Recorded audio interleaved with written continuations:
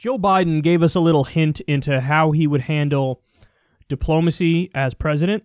This would be, a big part of his foreign policy. And even though he brags all the time about being Obama's VP, it appears like he's going with anti-Obamaism. Take a look.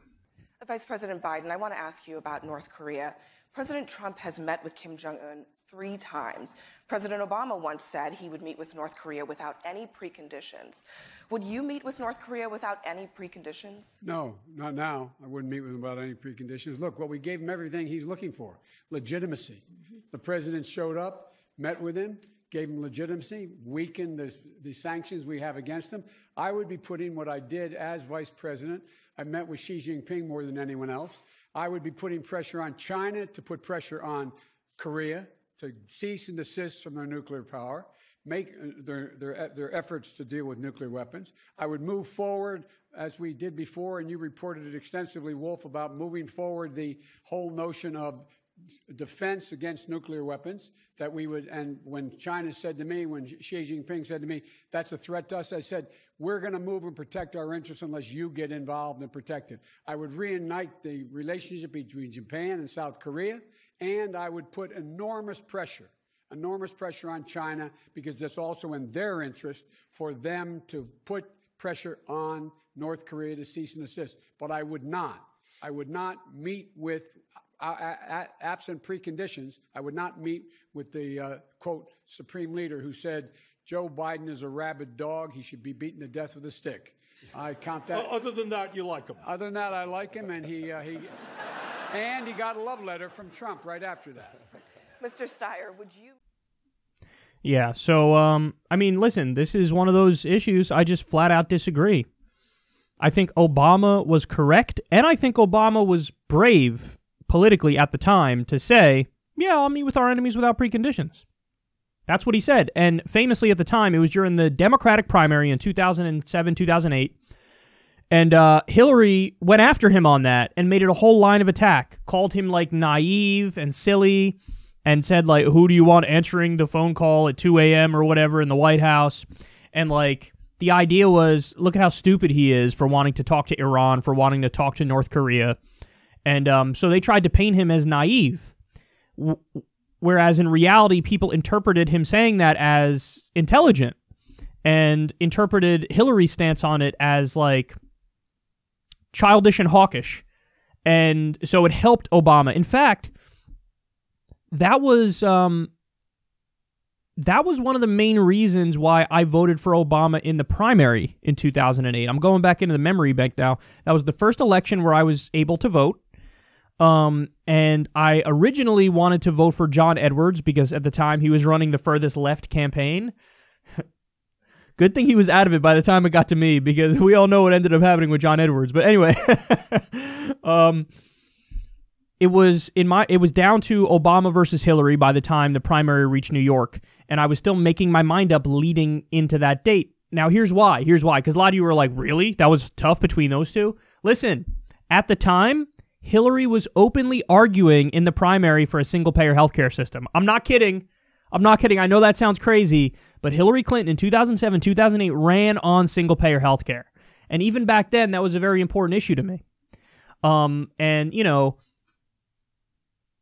think the thing that put me over the edge against Hillary was her Iraq war vote, Obama saying he was against it, and this exact issue where Obama was like, yeah, I'll talk to our enemies without preconditions, and Hillary was like acting all tough and was like, so naive.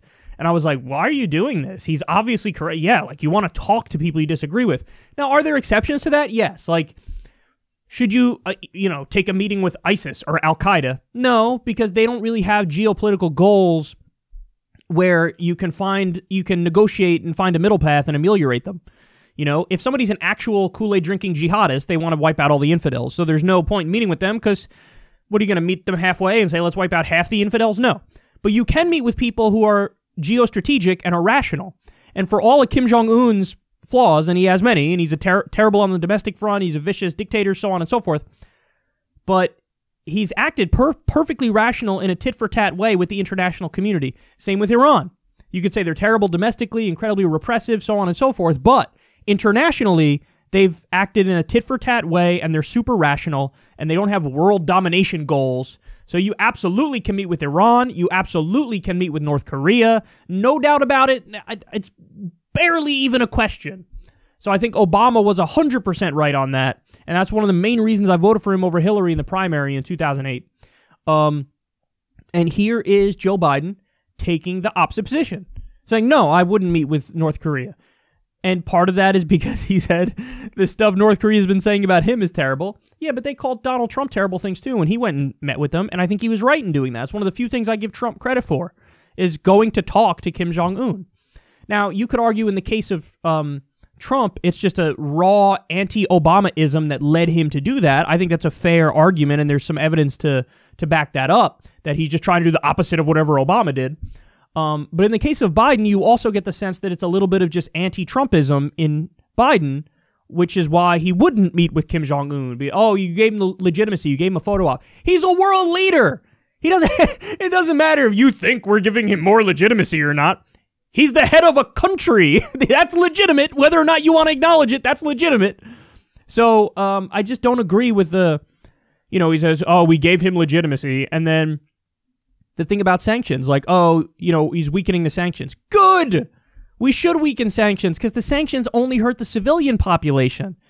So for you to think like, oh, sanctions are the, strong, smart thing as opposed to war, no, you don't have to do war or sanctions. So I just disagree with Biden here. And it's funny because he's given the edge in many polls on like foreign affairs. And it's like, no, just like with Hillary in 2016, just because he's been around foreign affairs doesn't mean he's made the right decisions. You can have all the experience in the world, but be wrong about virtually everything. And that's the case with Joe Biden. I mean, he voted for the Iraq war. That alone is so catastrophic a decision that he shouldn't get any edge in foreign affairs. I mean, this is embarrassingly wrong.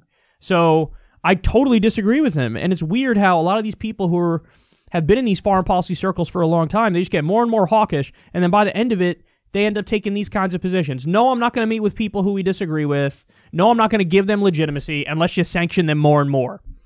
I don't agree with any of that. And if anything, that makes us less safe, not more safe.